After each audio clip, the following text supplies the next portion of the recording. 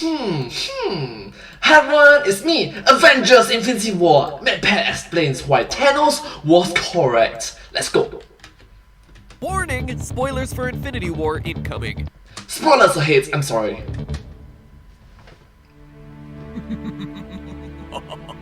Look at all the YouTube channels just starving for clicks. Too many channels to watch them all, but to snuff them all out at once, instantly, that is a mercy. With a snap of my fingers, half of all YouTube channels will disappear.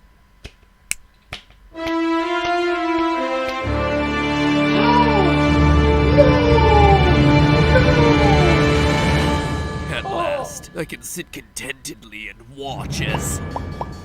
what's going on?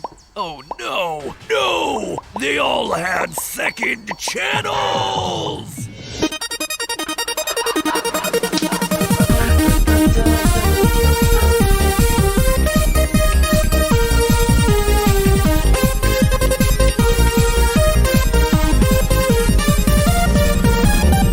Hello, Internet! Welcome to Film Theory, where... Hello Internet, welcome to Film Theory. Hello! Let's be honest here for a second, a top YouTube channel getting dusted overnight was probably the single best way to get people reinterested when they were just starting to get bored of the YouTuber. You know what wasn't boring though? Infinity War. I gotta be honest, it was so much better than I expected. It was such a well-balanced movie, the perfect mix of action, humor, and drama. All that, and they crammed 60 characters in without making it feel rushed or bloated. It was so good, it had to have had Superman wedding his tidy whities, or tidy reddies, I suppose. But perhaps most impressive of all was Thanos, easily one of Marvel's best villains, nay, best characters. For being this big bad mad titan, he was surprisingly relatable and sympathetic. Well, as much as he can be sympathetic and relatable for someone looking to wipe out half the population of the galaxy. If you're still with us but haven't seen the movie yet because all the theaters are still sold out, let me catch you up. Thanos, the giant purple, blue, pink. Pink. Fine. Thanos, the Rainbow Titan, watched as his planet became overpopulated and started to run out of basic resources. While he suggested a random culling of half his planet's population, the other Titans found this suggestion kinda mean, so they ignored it. Eventually, the planet couldn't find a solution and destroyed itself in the process, leaving Thanos with the universe's biggest case of I told you so. So to prevent other planets from experiencing the same fate, Big Papa Thanos made it his life's work to randomly eliminate half the life of the universe. He mentions that he's done it once before on Gamora's home planet of Zen, and Bloodless killing. that it worked out pretty well. Since I don't have the clip from the movie, since it's still in theaters to prove it, here's a dramatic recreation of that scene. I was a child when you took me. I Stephanie and MedPad. say... That's your Thanos. It sounds like the Grinch. I've been smoking a lot lately, okay? I saved you. What? What's wrong with my Thanos? What do you want my Thanos? Here, do you want me to be Gamora and you be Thanos? Here, let's do it that way then. I was a child when you took me. I saved you. No, we were happy on my home planet. Going to bed hungry? Scrounging for scraps? Your planet was on the brink of collapse. I was the one who stopped that. You know. Yes, correct. You know, there's something called Eternals. There's Celestials inside the planet. Oh, what's happened since then? The children born know nothing but full bellies and clear skies. It's a paradise. Because you murdered half the planet. A small price to pay for salvation. You're insane! Finish. Earth is next on his hit list. At the end of Oh my gosh, that is just very cute and very adorable for this couple. Let me say a round of applause. A round of applause. It is 2 rounds. That's very cute. Infinity War, we actually see Thanos succeed. Though, of course, that random culling process just so happens to specifically target those characters whose contracts aren't about to expire. But you know what? We're gonna give Thanos the benefit of the doubt here and assume that he isn't secretly working for some dark secret overlord. But here's the Oh my gosh! Celestials. Celestials. thing. For as absolutely insane as Thanos' plan sounds, and for as much as we as an audience don't believe what he's saying about the state of Gamora's homeworld, if you stop and look at the economics, statistics, and historical precedents, Thanos may actually be right. You heard that correctly. When you run the numbers, it turns out that Thanos the Mad Titan may not be as mad as you might think. He's doing this for multiple different reasons, and one of the reasons is being discussed right now. First, let's talk population growth, since that's the underlying driver of all the economics here. There are two main population growth models that exist today, the exponential growth model and the logistic growth model. The exponential model basically says that as the population grows, the rate at which it grows will continue to increase and get faster. But unfortunately, real life doesn't work out that way, in which we plan out. Having said that, because as people get more get more used to city life, right, they tend not to have a partner, and even if they find a partner, they tend to find lesser offsprings involved, because in the city-based, we get used to city-based lifestyle instead. Basically doubling every generation. Case in point, I want to find a partner, I want to find a girlfriend, I want to find a wife. I do not have a girlfriend right now.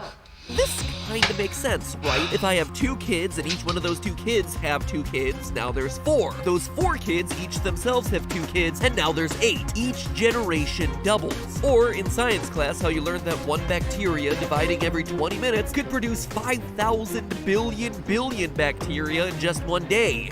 But you fail to recognize that humans are complex creatures with different mentalities involved. Then you leave class and you never touch a doorknob again. But you can see that for humans, this doesn't really work. We all have different numbers of kids, or no kids, or we live in a place in the world where it's illegal to have more than 1 kid. As a result, there's the logistic population model, where population growth begins slowing at a certain point, reaching some type of upper limit called the carrying capacity. Usually, this is the result of environmental factors. In the case of bacteria, it might be the walls of the petri dish. You just run out of room. And for a lot of demographers, the people who study human populations, they believe we have a carrying capacity too, specifically around 11 to 12 billion people. Now, that sounds like it's a lot, but remember, we're at 7.3 billion people right now, so we're actually not that far away. The idea that we would slowly approach the carrying capacity of Earth was first posited by 18th century demographer Thomas Malthus. If you want to learn more about Malthus and the philosophy of Thanos, watch the musical Urinetown. Anyone? Anyone? No? No one's interested in a delightful musical romp through a world where you have to pay to pee? Fine! Then watch the Wisecrack channel, who did an excellent video on that very topic that you can watch right here after the theory's over. Don't worry, I'll link to it during the end screen so you won't forget to watch it. The TLDR of Malthus's theory, or Malthusianism, is that, quote, the power of population is indefinitely greater than the power in the earth to produce subsistence for man. Or, as Thanos put it, It's simple calculus. This universe has finite resources. Finite. If life is left unchecked, life will cease to exist. It needs correcting. but Thanos factored in something that Malthus didn't, and that is carrying capacity. With humans, our carrying capacity of 11 to 12 billion comes less from the restrictions of the environment and more from our own economic behavior. The global birth rate has been dropping since the UN started keeping track of it back in the 1950s, falling from 37.2 births per thousand people in 1950 to 1955 to 19.4 births per thousand people as recently as 2010 to 2015. And it's getting even worse and worse and worse, dropping further and further and further and further. Well, that's unfortunate. Human beings need to... A huge factor comes into play when economical freedom and lifestyle freedom. That is a huge difference, and you can't blame declining resources Monetary freedom and lifestyle freedom. for it, since over the same period, the gross world product increased over 19 times, from about 4 trillion to about 77 trillion. So what's the problem here? Well, it's infant mortality, or should I say lack thereof. It may seem strange that more babies living would actually cause a population to decrease, but here's the thing. Your great-great-grandparents lived in a much rougher world than we do. They lived at a time where, unfortunately, it was just very unusual for all your children to live into maturity. Each child that did live, however, could help you work your land or manage your home when it was unlikely that you could afford to hire much labor on your own. You could also marry your children off for dowries or political capital. And because of all of this, it was socially advantageous to have as many children as possible. However, nowadays, there are just far fewer economic advantages to having kids, which is admittedly a terrific thing for me to be saying when my wife is pregnant. But seriously, it's true. There aren't dowries anymore. If anything, your child is likely to cost you money on the wedding and the education, and while they live in your basement looking for a job. And speaking of that, time is another key factor here, as the amount of time that we spend raising each child has historically trended upwards. If your medieval father didn't show up to your Pony League jousting tournament because he was too busy fighting the Crusades or whipping the serfdom into shape, literally and figuratively, well, that was just expected. But if your modern-day father here in 2018 misses just one Little League baseball game because of his work, you're gonna get yourself a Lifetime Movie of the Week. He was so neglected as a child. We can actually... You see, this kind of comparison is just inaccurate without context. Different times of the different human era involved. See this playing out on the world stage today, where many of the most like for example, there's a saying, 七七负债 in Japan. Economically developed countries' populations are stalling. Japan had record low numbers of children at just around 15 million this year, and in Europe, it's dropping significantly more. The average couple less, couple only has 1.6 children. That's not even enough to replace the existing generation. Collectively, this means that the human population is no longer growing exponentially like many of the fear-mongering news outlets proclaim. In fact, since 1960, we've had absolutely zero exponential growth whatsoever. Because you must understand that the cost of living just increased significantly. I want to have children, I want to have multiple children, but the cost of living. Which female will want to reproduce with me and suffer with me in this current day and age where they can always find a rich boyfriend?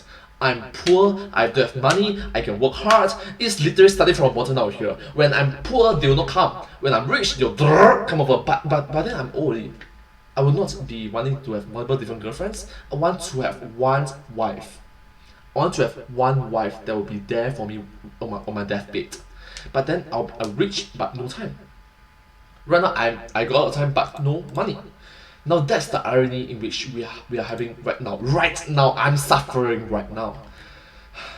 We've had an absolutely linear growth, and this is the crux of Thanos' plan. You see, if the human population were still growing exponentially, well then Thanos' plan would have only set the world's population back by a single generation, or about 25 years. But because our birth rate is dropping and our population growth is linear, it's a good indicator that we've moved past the midpoint of this logistic curve, known as the point of maximum growth. What that means is that humanity is done growing at this accelerated rate, and instead we're moving towards a flat, no-growth population. In short, it doesn't really matter how many people live on Earth as long as we're able to sustain our current lifestyle. So if you cut the population in half at this period in time, you effectively also cut the maximum population in half, meaning that Thanos' plan would actually have a permanent impact. So for a guy who looks like a linebacker who's taken one too many hits to the face, he's actually really thought this out.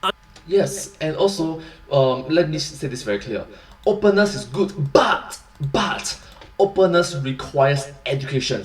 If you are openness about something without being educated, without knowing what you're talking about appropriately, you are just being irresponsible.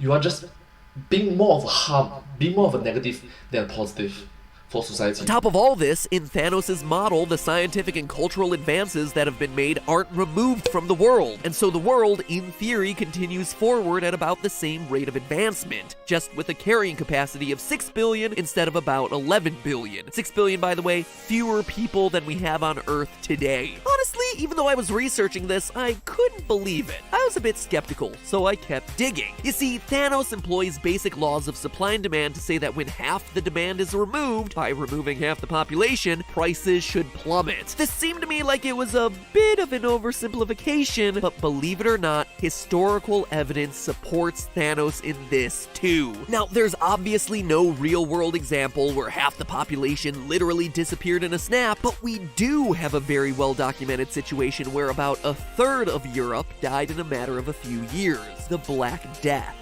The Black Death, the plague. There are some very interesting things that happened to the European economy as a result of the Black Death that weirdly made some European lives better. And I can already hear the vitriol in the comments. Let me make it clear, no one here is saying, yay, Black Death, woo, what a great idea. This video really touched close to heart, especially right now when we are experiencing a global pandemic right now. From the year 2020, 2021, heck, even the year 2022, which is coming up soon. A global pandemic right now. That's why I can really feel this impact of this video. This is all in the name of social science and Marvel movies. This economic history article on the Black Death notes that the general wages rose by 40% in the years following the Black Death, while at the same time, rents for property actually plummeted, since there were fewer people to occupy houses or work land. This meant that the demand for houses fell, and as a result of falling demand, the price of homes followed suit. Since people needed to farm less land to feed fewer people, land that was once needed for crops before was suddenly diversified into ranching, increasing the supply of manure and meat, which in turn increased the output of the land that existed and even further drove down food costs. Food prices dropped about 15% on the whole in the years immediately after the plague. So lower food costs, lower housing costs, and higher wages. The people that were left kinda benefited from all of that death. Thanos and his twisted brain could conceivably call that a paradise, where those who remained thrived. Who knows? Maybe in this situation a millennial would actually be able to afford a house. So are we looking at a potentially real victory here under Thanos' rule? Well, it's kinda hard to know for sure, because when it comes to economics, there are all sorts of dominoes knocked down the line that can cause a massive amount of blowback. With a huge global crisis like Thanos' snap and falling prices, it changes the picture for a lot of these same issues. For instance, with the costs of having a kid much lower and a huge depopulation of Earth, people would likely feel a pressure to have more kids than they currently do, potentially pushing the carrying capacity higher than where it currently is as we jumpstart our growth rates again. China, now less concerned with overpopulation, would start to loosen their population control laws, as well as many of the other environmental laws that may be helping to slow the effects of things like global warming today. And the rest of the world would probably follow suit. Also, interestingly enough, Earth would most likely close off its doors, its atmosphere, spaceport things. Basically, it wouldn't let other aliens in, because, you know, the first few aliens to make it to Earth all tried to kill us. That sort of xenophobia would likely set Earth back in terms of becoming culturally integrated into the rest of the galaxy. Too bad you can't build a wall around an entire planet. Actually, I think you can. Called a force field. Economic solutions aren't a snap, literally or figuratively. The fun thing about this episode is that it was a fun thought experiment. It doesn't matter, it was simply a test of math and statistics. But at the end of the day, human life is priceless. Killing off half a population is never a solution. Plus, let's all face it, there's no denying that Thanos is definitively a mad titan, because guess what? There is an easy solution here. You just snap your fingers and double everything. Or why stop there? You make it infinite. Seriously, Thanos, you have yourself a gauntlet of unstoppable power. Think outside the box. But the moment he doubles it, right, the eternal Tiamu will have arisen, destroying the entire planet Earth. So yeah, we have to thank Thanos for it. But hey, that's just a theory. A film theory. And remember that wisecrack video I mentioned midway through the episode? Boom! There it is on screen. I love the guys over at Wisecrack, and if you enjoy these sorts of pop culture thought experiments, well then you're gonna love their channel. This is their assessment of the philosophy of Thanos, which is insanely interesting. So honestly, do yourselves a favor. If you enjoyed this video, which obviously you did, you made it to the very end of it, click the button you see on screen right now, give it a watch, learn something new, and tell them that MatPat sent ya. Give the video a watch. If you enjoy it, give them a subscribe. They're one of the most deserving channels on YouTube, producing some of the smartest content out there. at a time when honestly the algorithm makes it really hard to do smart educational content, so show them some love. And that's about it. In case you missed it, here's my prediction theory on Deadpool, which we'll see if it comes true in the next couple days, and I will see you all next Tuesday. Thank you so much for watching this video. This video very it's a thought experiment in which it really relates to me a lot. Like, I'm going through this right now, and yeah, maybe a lot of people from around my age is experiencing this right now. So yeah, if you do like this video, please remember to like, share, and subscribe to my channel, and comment down below if you have any share with us. Thank you so much, and yeah, last but not least, I really want to find a partner in life that I can be with, you know, have multiple different children. It's not 2, 3, I want to have 6 different children. Case in point, I want to have multiple different children so that at the very least I can spread a bigger family, you know, have a big family. I've seen so much examples of families only have 1 or 2 children in which the children suffer. They have no one to talk to. 1 or 2 children, they have no one to talk to. Alright? Why not 4 then? Why not 3, why not 4? I can go with 3, I can go with 4, but my goal is to go to 6. If my goal is 6 children and my partner agrees with me, life happens, sometimes it will not reach 6, sometimes it will reach 5, 4, 3, but that's the thing, our goal is 6, it can only go down. But if your goal is 3, it can only go down from 3. That means your only option is 1, 2, or 3. Right? The chances of you only having 1 child is 33%.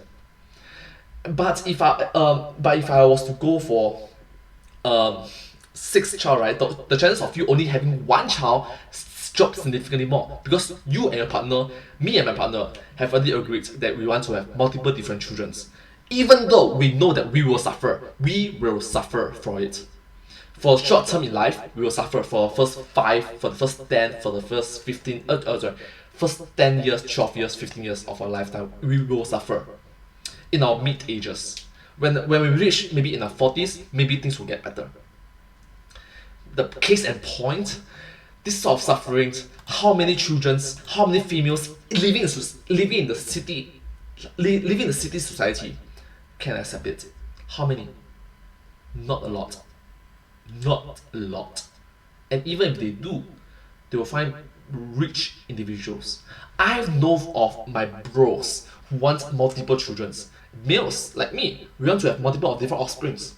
But you want to ask a female that have been living a princess life in the city society to just not experience it for the next few years, it's a hard bargain for them to accept it.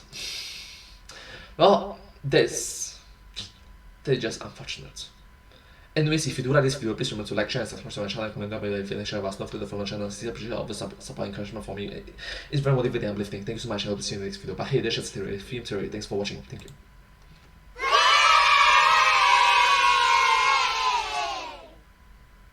And I hope to see you in the next video. Bye bye. Thank you so much. Subscribe.